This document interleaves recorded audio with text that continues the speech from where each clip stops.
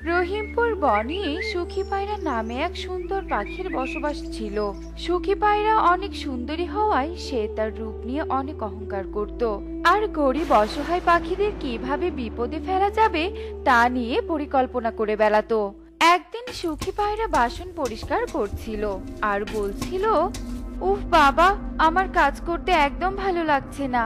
আমার যদি অনেক টাকা পয়সা থাকতো তাহলে আমি আমার কাজগুলো করার জন্য দাসী রেখে দিতাম, কিন্তু আমার তো অত টাকা নেই। তাই এই সুন্দর চেহারা নিয়ে আমাকে বাসন পরিষ্কার করতে হচ্ছে। একটু রূপচর্চা করব তারও উপায় নেই। এসব আর আমার ভালোই লাগছে না। না, আমি আর কাজ করতে পারবো না। এসব বাসন এখানেই থাক, আমি বরং ঘরে গিয়ে একটু মেকআপ করে নেই। এ কথা বলে সুখী পায়রা ঘরে মেকআপ করতে চলে যায় আর ঘরে গিয়ে মেকআপ করতে থাকে। ঠিক তখনই সুখী পায়রার বাড়িতে মিনু টুনটুনি নামে এক বৃদ্ধা আসে, আর মিনু টুনটুনি বলতে থাকে, বাড়িতে কেউ আছো? আমাকে একটু সাহায্য করো। আমি যে দুদিন থেকে না খেয়ে আছি। কেউ আছো? একটু যে মেকআপ করব তারও উপায় নেই। ঘরে আসতে না আসতেই কে যেন আবার ডাকাডাকি শুরু করে দিল, কে জানে। কোনো চোর নয় তো আবার? না, আগে গিয়ে দেখি বাইরে কে এলো। কে আপনি বুড়িমা? আমার বাড়িতে তো আপনাকে আগে কখনোই দেখিনি। আর আপনার শরীর এত নোংরা কেন? ছি, কি দুর্গন্ধ ছড়িয়েছে শরীর থেকে। মারে, আমি দুদিন থেকে না খেয়ে আছি। আমাকে একটু খাবার খেতে দিবি? ও আচ্ছা, আপনি একটা ভিখারি। তা ভিক্ষে করতে এসেছেন ভালো কথা, কিন্তু শরীরটা একটু পরিষ্কার করে আসতে পারেননি? শরীর দেখে তো মনে হচ্ছে আপনি কতদিন থেকে গোসল করেন না, আর আপনি এসেছেন আমার কাছে খাবার চাইতে। আপনার মতো নোংরা ভিখারিকে আমি খাবার দেব, সেটা আপনি ভাবলেন কি করে? মারে, তুই আমাকে এভাবে বলছিস কেন? আমি সারা দিন ভিক্ষা করে করে বেড়াই, তাই শরীরে একটু নোংরা লাগতেই পারে। সেজন্য তুই আমাকে একটু খাবার খেতে দিতে পারবি না? না, আমি আপনাকে খাবার দিতে পারবো না। এবার আপনি এখান থেকে চলে যান তো দেখি। বনের কেউ যদি আমার বাড়িতে আপনাকে দেখে ফেলে তাহলে আমি বনে আর মুখ দেখাতে পারবো না। যান যান, এখান থেকে চলে যান বলছি। সুখী পায়রার মুখে এমন কথা শুনে মেনু টুনটুনি অনেক কষ্ট পায় আর কাঁদতে কাঁদতে সেখান থেকে চলে যায়। আর সুখী পায়রা এভাবে গরিব ও অসহায় পাখিদের অপমান করত। একদিন টুনি তার জমি থেকে কিছু সবজি তুলে বাড়িতে নিয়ে যাচ্ছিল।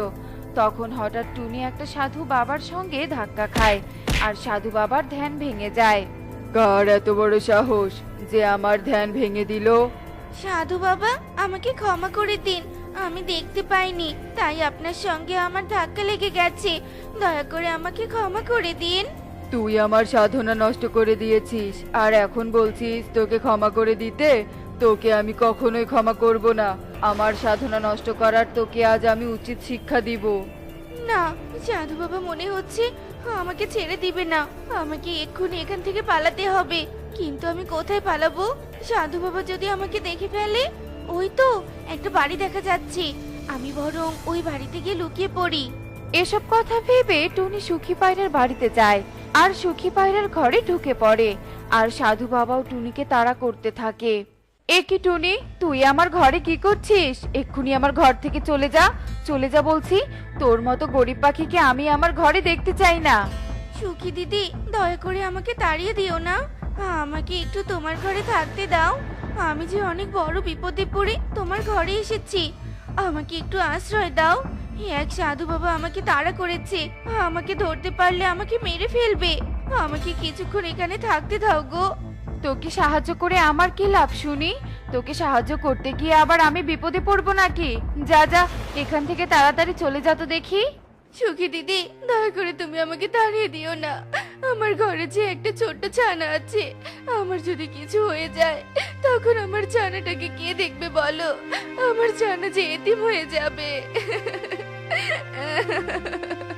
সুখী পায়রা তোর অহংকার নিয়ে পড়ে থাকে। ততক্ষণে সাধু বাবাও সেখানে চলে আসে। এই যে পাখি, তোর বাড়িতে যে টুনি পাখি এসেছে তা আমি ভালো করেই জানি, তাই বলছি তুই টুনিকে আমার সামনে নিয়ে আয়। সাধু বাবা, আমি আপনার হাতে টুনিকে তুলে দিতে পারি, কিন্তু তার বিনিময়ে আপনি আমাকে কি দিবেন শুনি? তার বিনিময়ে আমি তোকে ধনী পাখি বানিয়ে দিব, তুই কোনো চিন্তা করিস না। এরপর সাধু বাবা জাদু করে সুখী পায়রার ছোট ঘরটা অনেক বড় ঘর বানিয়ে দেয়। আর সুখী পায়রা সাধু বাবার হাতে টুনিকে তুলে দেয়। আর সাধু বাবা জাদু করে একটা তলোয়ার প্রকট করে আর টুনির বুকে আঘাত করে। সুখী দিদি, তুমি ধনী হওয়ার লোভে আমাকে সাধু বাবার হাতে তুলে দিলে। আমি তোমাকে অভিশাপ দিচ্ছি, তোমার এই ধন সম্পদ সব ধ্বংস হয়ে যাবে, আর তোমার এই সুন্দর চেহারাও আর থাকবে না। তোমার জন্য আজ আমাকে মরতে হচ্ছে। এ কথা বলেই টুনি সেখানে মারা যায়। আর সুখী পায়রা টুনির কথায় পাত্তা না দিয়ে ঘরে চলে যায়। আর সাধু বাবার দেয়া বড় ঘর দেখে সুখী পায়রা বলতে থাকে, আহা, এত সুন্দর একটা ঘর আমার তো বিশ্বাসই হচ্ছে না। যাই হোক, এখন আমার চেয়ে ধনী এ বনে আর কেউ নেই। আমার তো অনেক আনন্দ হচ্ছে। এখন আমার টাকার অভাব নেই, তাই যখন যেটা ইচ্ছে আমি সেটাই করতে পারবো। এসব কথা বলে সুখী পায়রা পার্লারে যায় আর পার্লার থেকে সুন্দর করে মেকআপ করে নিয়ে আসে। আর সুখী পায়রাকে দেখে বনের পাখিরা বলতে থাকে, কি রে সুখী, তোকে তো অনেক সুন্দর লাগছে। তা এত সুন্দর করে তোকে কে সাজিয়ে দিয়েছে রে? একাই সেজেছিস নাকি? আমি একাই সাজবো কেন, পার্লারে সেজে এসেছি। তোমাদের মতো আমি গরিব পাখি নাকি যে আমার পার্লারে যাওয়ার সামর্থ্য নেই? সুখী, তুই এভাবে বলছিস কেন? আমি তো শুধু জানতে চাইলাম তোকে কে এত সুন্দর করে সাজিয়ে দিয়েছে, আর তুই আমাকে গরিব বলে অপমান করছিস। শোনো কাকুলি দিদি, তোমার সাথে কথা বলার মতো সময় আমার নেই, তাই আমি তোমার সাথে তর্ক করতে চাচ্ছি না। এখন আমাকে বাড়িতে যেতে হবে। এরপর সুখী পায়রা বাড়িতে চলে যায়। আর বাড়িতে গিয়ে সুখী পায়রা দেখতে পায় তার বাড়িতে দাউ দাউ করে আগুন জ্বলছে। তা দেখে সুখী পায়রা বলতে থাকে, এ কি, আমার বাড়িতে আগুন লাগলো কি করে? আমি যে কিছুই বুঝতে পারছি না। আমার এত শখের বাড়িটা এভাবে ধ্বংস হয়ে গেল। এখন আমি কোথায় থাকবো? সুখী পায়রা যখন এভাবে কাঁদছিল, ঠিক তখনই সুখী পায়রার গা জ্বালা করতে থাকে। আর সুখী পায়রা দেখতে পায় তার শরীরে কালো কালো দাগ ভেসে উঠেছে। এ কি, আমার শরীরে এত জ্বালা করছে কেন? আর আমার শরীরে এত কালো কালো দাগ এলো কোথা থেকে? তার মানে টুনির অভিশাপে আমার এমনটা হয়েছে। হায় হায় রে, এ কি সর্বনাশ হলো! আমি যদি অসহায় টুনিকে সেদিন সাহায্য করতাম, তাহলে এই দিনটা আমাকে দেখতে হতো না। আমি পাপ করেছি, তাই সৃষ্টিকর্তা আমাকে শাস্তি দিয়েছে। এরপর সুখী পায়রা তান্ত্রিকের কাছে যায় আর তান্ত্রিককে গিয়ে সব কথা খুলে বলে। সব শুনে তান্ত্রিক বলতে থাকে, তোর শরীরের এই কালো দাগ আমি সারাতে পারবো না, তবে তোর কথা শুনে যা বুঝলাম তাতে মনে হলো তুই যদি টুনির এতিম ছানাকে ভালোভাবে বড় করে তুলতে পারিস, তবে টুনির অভিশাপ ধীরে ধীরে কেটে যেতে পারে, আর তখন তোর শরীরের দাগও দূর হয়ে যাবে। ঠিক আছে তান্ত্রিক বাবা, তবে আমি তাই করব। আমি টুনির ছানাকে নিজের ছানার মতো করে বড় করে তুলবো। এরপর সুখী পায়রা টুনির ছানাকে নিজের কাছে নিয়ে আসে। আর টুনির ছানাকে নিয়ে আসার কারণে সুখী পায়রার শরীর থেকে সব দাগ দূর হয়ে যায়। আর সুখীকে দেখতে ঠিক আগের মতো সুন্দরী লাগে। আর সুখী পায়রা টুনির ছানাকে নিয়ে সুখেই দিন কাটাতে থাকে। সৃষ্টিকর্তা, এটা তুমি কি করলে? সুখ দিয়ে আবার তুমি আমার কাছ থেকে সেই সুখটা কেড়ে নিলে। এখন আমি আমার এই অবুঝ ছানাটাকে নিয়ে কোথায় যাব, কি করে খাওয়াবো? মা, মা, তুমি কেঁদো না মা। তুমি কাঁদলে যে আমার অনেক কান্না পায়। ঠিক আছে রে বাবা, আমি আর একদম কান্না করব না। তোর বাবা তো আমাকে ফাঁকি দিয়ে চলে গেল, কিন্তু আমি চাই না তোকে ফাঁকি দিয়ে চলে যেতে। চল এবার আমরা আমাদের বাড়ি ফিরে যাই। টনি তার ছানাকে নিয়ে বাড়িতে ফিরে আসে। আর রাত হয়ে যাওয়াতে দুজনে মিলে ঘুমিয়ে পড়ে। আর দেখতে দেখতে সকাল হয়ে আসে।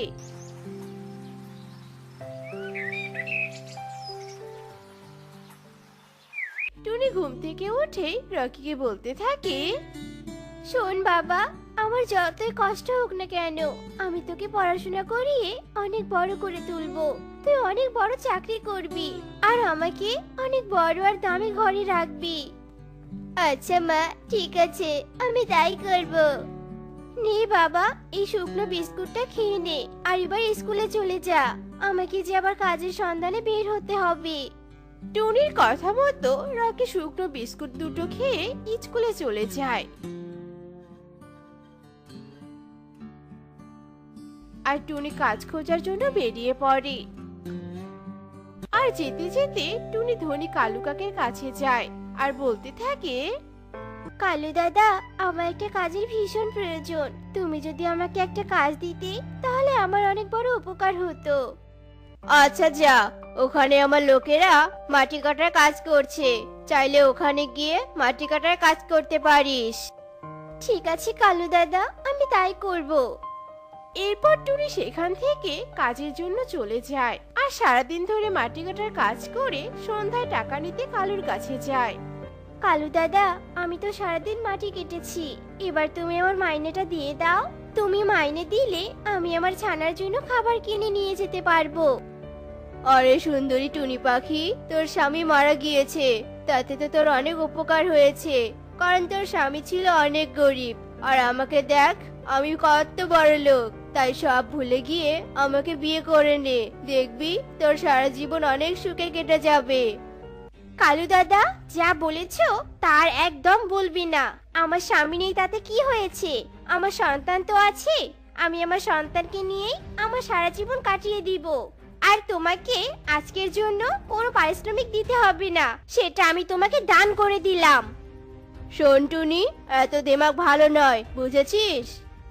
টুনি কালুকে আর কোনো কথা বলার সুযোগ না দিয়ে সেখান থেকে চলে যায় আর অন্য পাখিদের বাড়িতে কাজ করতে থাকে। আর সারাদিন কাজ করে যা টাকা পায় তা দিয়ে টুনি বাড়িতে ফিরে আসে। মা, তুমি আজ এত দেরিতে বাড়ি ফিরলে যে? আজ তোমার শরীর এত ক্লান্ত কেন মা? বাবারে, এই ক্লান্ত কোনো কিছুই না। তোকে যদি আমি আমার মনের মতো করে বড় করতে পারি তবে আমার জীবন সার্থক হবে রে বাবা। হ্যাঁ মা, আমি অনেক বড় হব। এবার নে তো, যা বই খাতা নিয়ে আয়, আমি তোকে পড়তে বসাবো। রকি নাচতে নাচতে বই খাতা নিয়ে আসে আর মায়ের কাছে পড়তে বসে। মা, আজ তো অনেক পড়েছি, আজকের মতো আমাকে ছেড়ে দাও না মা। আচ্ছা ঠিক আছে রে বাবা, তবে ভোরবেলা উঠে আবার কিন্তু পড়তে বসবি। আচ্ছা ঠিক আছে মা। এরপর দুই মা ছেলে মিলে ঘুমিয়ে পড়ে। এরপর দেখতে দেখতে আবার সকাল হয়ে আসে।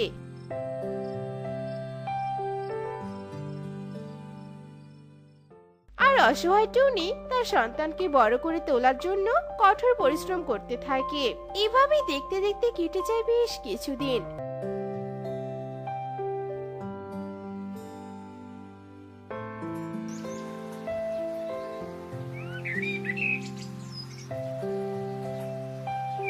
একদিন মোড়ল এসে টুনিকে বলে, টুনি, তোর কষ্টের কথা আমি সব শুনেছি। শোন, তোকে আর ডালে ডালে ঘুরে কাজ করতে হবে না, তুই আমার বাড়িতেই কাজ করিস। আর যা টাকা পাবি তা দিয়ে সংসার আর ছেলের পড়াশোনা অনেক ভালোভাবে করাতে পারবি। ঠিক আছে মোড়ল মশাই, আর আপনাকে যে আমি কি বলে ধন্যবাদ জানাবো তা নিজে বুঝতে পারছি না। আচ্ছা আচ্ছা, আমাকে আর ধন্যবাদ দিতে হবে না, আমি এখন আসি, আর একটু পরেই তুই কাজে চলে আসিস। এই বলে মোড়ল সেখান থেকে চলে যায় আর টুনিও কাজে চলে যায়।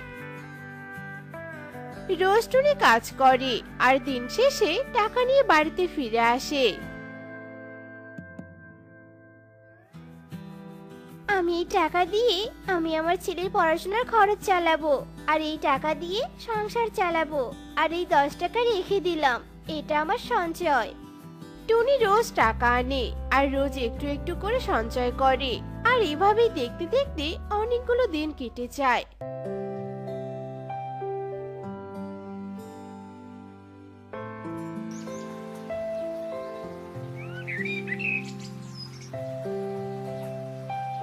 আর রকিও বড় হয়ে যায় আর কলেজ পাশ করার পরে রকির একটা ভালো চাকরিও হয়ে যায়। মা দেখো, আমি অনেক বড় একটা চাকরি পেয়েছি, এখন আর আমাদের কোনো অভাব থাকবে না। আমি তো এই দিনটার জন্যই অপেক্ষা করছিলাম রে বাবা, এখন যে আমি মরেও শান্তি পাবো। ওভাবে বলো না মা, আমার একদম ভালো লাগে না শুনতে। পাগল ছেলে আমার, এখন কটা দিন যাক, আমি তোর জন্য লাল টুকটুকে একটা বউ নিয়ে আসবো। ঠিক আছে মা, এখন ওসব ছাড়ো তো, আমাকে খেতে দাও। মা ছেলে খুশি মনে খাবার খেয়ে নেয়। এরপর দেখতে দেখতে কেটে যায় আরো কিছুদিন।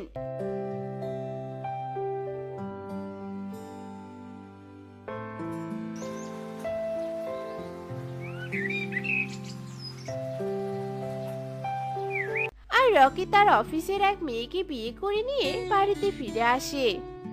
মা, তোমার ছেলের বউকে নিয়ে এসেছি, তুমি তাড়াতাড়ি বরণ করে নাও তো। আমাকে না জানিয়ে তুই বিয়ে করে নিলি? মা, সবকিছু খুব দ্রুত হয়ে গেল তো, তাই আর কি তোমাকে জানাতে পারিনি। আর আমি জানি আমার মা কখনোই আমার মতের বাইরে যাবে না। পাগল ছেলে আমার। আচ্ছা ঠিক আছে, এবার তুই বৌমাকে নিয়ে ঘরে চলে আয়। টনি তার ছেলে আর ছেলের বউকে ঘরে তুলে নেয়। আর বিয়ের প্রথম কয়েকদিন সবাই বেশ খুশিই ছিল, কিন্তু কয়েকদিন যাওয়ার পরে ঘটে যায় আসল ঘটনা।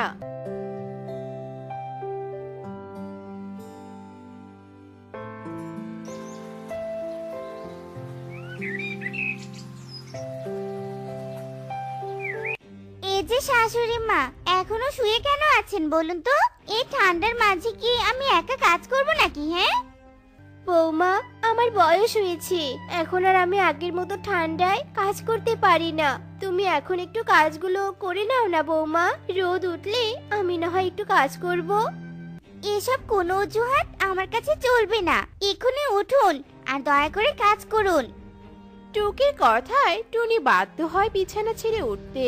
আর ঠান্ডার মাঝে কাজ করার কারণে টুনি অনেক অসুস্থ হয়ে যায়। এভাবে রোজ টুকি টুনিকে দিয়ে কাজ করাতে থাকে। আর রকি বাড়ি ফিরলে বলতে থাকে, সারাদিন আমি ঠান্ডার মাঝে কত কাজ করি, আর তোমার মা সারা দিন বসে থাকে। আমি এভাবে আর কাজ করতে পারবো না। আমি আজই আমার বাবার বাড়িতে চলে যাব। আরে পাগলি, ওভাবে বলো না তো, তুমি আমার সবকিছু। তুমি যদি আমার ছেড়ে চলে যাও তাহলে আমি কি করে থাকবো বলো তো? তুমি তো এত ভালোভাবে বলছো, কিন্তু দেখো তোমার মা কোনো কাজ না করে কেমন মিথ্যে অসুস্থতার বাহানা করছে। আমার এসবের একদম ভালো লাগছে না। তুমি এক্ষুনি তোমার মাকে বৃদ্ধাশ্রমে রেখে এসো, আর নয়তো আমি বাপের বাড়িতে চলে যাব বলে দিলাম। না না, তোমাকে আর কোথাও যেতে হবে না, আমি মাকে না হয় বৃদ্ধাশ্রমে রেখে আসছি। এরপর রকি রেগে তার মায়ের কাছে যায়। মা, তোমাকে আর একদম ভালো লাগছে না আমার, তুমি চলো, আমি এক্ষুনি তোমাকে বৃদ্ধাশ্রমে রেখে আসবো। বাবা রকি, এসব তুই কি বলছিস? যা বলেছি ঠিকই বলেছি, চলো এবার। এ কি রকি, এই সন্ধ্যাবেলায় তুই তোর মাকে নিয়ে কোথায় যাচ্ছিস? আর তোর মা কাঁদছে কেন? মাকে বৃদ্ধাশ্রমে রেখে আসবো, মায়ের জন্য আমার স্ত্রীর সমস্যা হচ্ছে। বাহ বাহ, বাবা বাবা বাহ, এই অসহায় মা তার সারাটা জীবন নষ্ট করেছে তোর জন্য, আর তুই কি না সেই মাকে বৃদ্ধাশ্রমে রেখে আসতে যাচ্ছিস? তার কোনো প্রয়োজন নেই। টুনি বোন, চল আমার সাথে, তুই আমার সাথেই থাকবি। না, মা কোথাও যাবে না, তুমি আমাকে মাফ করে দাও মা, আমি না বুঝে তোমার সাথে অন্যায় করতে যাচ্ছিলাম। রকি, তুমি পাল্টি কেন খেলে? হ্যাঁ, চুপ কালনাগিনী, আর একটাও কথা বলবি না তুই। আমি আমার মাকে আর কোথাও যেতে দিব না, এতে তুই বাবার বাড়ি যেতে চাইলে যা, তোকে আমার কোনো প্রয়োজন নেই। রকির এমন কথা শুনে টুকি তার নিজের ভুল বুঝতে পারে, আর টুনিকে আপন করে নিয়ে সুখে দিন কাটাতে থাকে। কাঁদিস না মা, কাঁদিস না, শান্ত হ, চুপ কর মা। কেন এমন করে কাঁদছিস? আমি তো আমার সব সম্পত্তি তোর মায়ের কথাতে তোর নামে লিখে দিয়েছি, তাহলে কেন কাঁদছিস? চুপ কর মা। টুনি, কেন তুমি এই ছোট কন্যাকে রেখে চলে গেলে? এখন আমি কি করে সন্তানকে সামলাবো? আমাকে তুমি নিঃস্ব করে ছাড়লে গো। ছোট্ট কন্যাটা কাঁদতেই থাকে। এভাবে বেশ কিছুক্ষণ কেটে যায়। টোনা আবারও বলতে থাকে, তোর ক্ষুধা লেগেছে তাই না মা? তুই একটু ঘরেই থাক মা, আমি তোর জন্য বাজার থেকে দুধ কিনে আনছি। টোনা কন্যাটাকে রেখে বাজারের দিকে উঠতে থাকে। অন্যদিকে মুন্নি লুকিয়ে লুকিয়ে টোনার সব কথা শোনে। টোনা চলে যাওয়ার পর মুন্নি কন্যাটার কাছে আসে আর একা একা বলতে থাকে, ছানা, আজ থেকে তুই আমার সাথে থাকবি। আমি তোকে বড় করব, আর তারপর তোর নামে সব সম্পত্তি আমার নামে করে নিব। আমি ধনী হব। এখন এখানে এসব ভাবার সময় নেই বাপু, তাড়াতাড়ি কন্যাটাকে নিয়ে কেটে পড়তে হবে। মুন্নি কান্নারত কন্যাটাকে নিয়ে উঠতে থাকে। মুন্নিকে ছানা নিয়ে এমন ভাবে উঠতে দেখে রেনু মুন্নির সামনে আসে আর বলতে থাকে, কি রে মুন্নি, এই কান্নারত কন্যাকে নিয়ে কোথায় যাচ্ছিস? আর এই কন্যাটাই বা কার? তোর তো কোনো সন্তান নেই। কে বলেছে আমার কোনো সন্তান নেই? এটা আমার সন্তান। রাস্তা ছাড়, আমাকে যেতে দে। তোর সন্তান হলে তো এই ছাড়া এত কান্না করতো না, আর তোকে অত অস্থির দেখাতো না। বল তো, কার সন্তান চুরি করে এনেছিস? সত্যি করে বল, নয়তো তোকে পুলিশে দিব আমি। আরে শোন আমার বোন, আমি তোকে টাকা দিব, তবুও সত্যিটা কাউকে বলিস না, আর পুলিশকেও কিন্তু বলবি না। ঠিক আছে, বলবো না। এখন সত্যিটা তাড়াতাড়ি বল তো আমায়। মুন্নি সত্যিটা রেনুকে খুলে বলে। মুন্নির মুখে সব শুনে রেনুর অনেক লোভ হয়। রেনু মনে মনে ভাবে, কি বললো মুন্নি? এই ছোট্ট কন্যাটার নামে অনেক সম্পত্তি? হায় হায়, মুন্নির কাছ থেকে এই কন্যাকে কেড়ে নিতেই হবে। একে তো আমি বড় করব, আর এর সম্পত্তির মালিক আমি হব। সব তো শুনলি, এবার রাস্তা ছাড়। আমি বাড়িতে গিয়ে তোকে 50,000 টাকা দিব। আরে টাকা দিতে হবে না, এই ছানাটাকে একটু আমার কোলে দে তো। কি সুন্দর দেখতে কন্যাটা।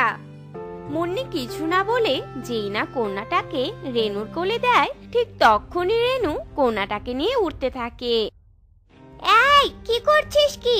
কোনাটাকে দে, দে বলছি। দাঁড়া বলছি, রেনু দাঁড়া। বেশি বাড়াবাড়ি করিস না, তাহলে কিন্তু বিপদে পড়বি। দাঁড়া বলছি। চোর, চোর, বাচ্চা চোর আমার কন্যাকে নিয়ে যাচ্ছে। কেউ ধরো, এই চোরকে ধরো। আমার বাচ্চা এক মায়ের বুক খালি করে তার কন্যাকে নিয়ে যাচ্ছে। ধরো এই চোরকে। এই দাঁড়াবি না, দাঁড়াবি না তুই? দাঁড়া বলছি, আমার কন্যাকে আমার কাছে ফিরিয়ে দে। রেনু কন্যাটাকে নিয়ে আগে আগে উঠতে থাকে, আর মুন্নি পিছু পিছু। এইভাবে বনের গভীরে চলে যায় তারা। এইদিকে যজ্ঞ কাক ওদের দুজনকে এভাবে ছুটতে দেখে ওদের সামনে আসে। এই, কি হয়েছে তোমাদের?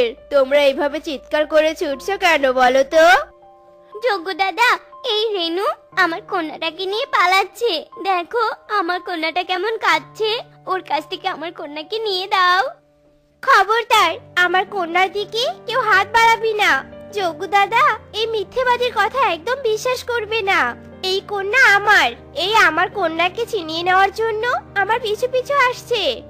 চুপ কর, চুপ কর তুই মিথ্যেবাদী। দে, দে বলছি আমার কন্যাকে। আমার কন্যার কিছু হলে আমি তোদের ছেড়ে কথা বলবো না। ধীরে ধীরে দুজনের মাঝে তর্ক লেগে যায়। তখন যজ্ঞ বলে, চুপ করো তোমরা, এ তো অনেক বড় সমস্যা। এটা তো আমি ঠিক করতে পারবো না। এটা একমাত্র রাজামশাই ঠিক করতে পারবে।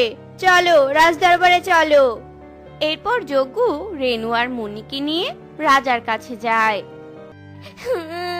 রাজামশাই, ও রাজামশাই, এই শয়তান রেনু আমার কন্যাকে নিয়ে পালাচ্ছে। এর কাছ থেকে আমার কন্যাটাকে আমার কাছে ফিরিয়ে দিন রাজামশাই। না রাজামশাই, এটা আমার সন্তান। মুন্নি মিথ্যে কথা বলছে।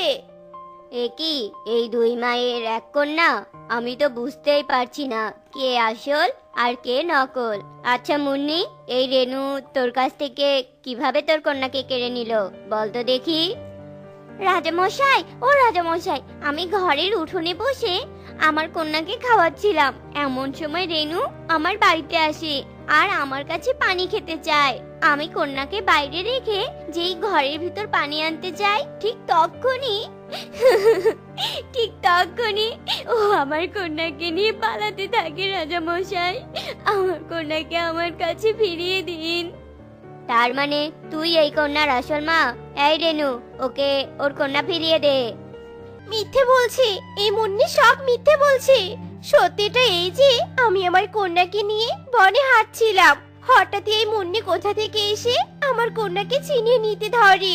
আমি পাগল ভেবে ছুটতে থাকি, কিন্তু এখন দেখছি এ পাগল নয়, এ হলো আস্ত একটা মিথ্যেবাদী। বিশ্বাস করুন রাজা মশাই, আমি সত্যি বলছি, এই মিথ্যেবাদীর কাছে আমার সন্তানকে জোর করে তুলে দিবেন না।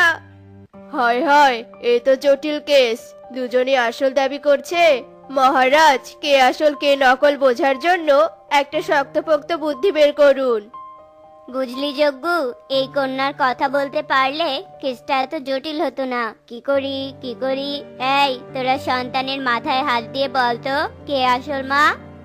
এই সন্তানের মাথায় হাত দিয়ে বলছি, এ আমার সন্তান, আমি এর আসল মা। এই যে আমিও আমার সন্তানের মাথায় হাত দিয়েছি, আমি একদম মিথ্যে বলছি না, এ আমার মেয়ে। হাত নামা বলছি, তোর সাহস কি করে হলো আমার কন্যার মাথায় হাত দিয়ে মিথ্যে কথা বলার? আমার কন্যার বিপদ হলে তোকে ছাড়বো না আমি। আমি নই, তুই মিথ্যে বলছিস। মিথ্যেবাদী, কন্যাকে কেড়ে নিয়ে এখন অভিনয় করছিস। একবার সত্যিটা প্রমাণ হলে তোকে আমি নিজের হাতে শাস্তি দিব। আবারও ধীরে ধীরে দুজনের মাঝে তর্ক লেগে যায়। রাজা ভাবতে থাকে, পেয়েছি বুদ্ধি, আসল মা বের করার।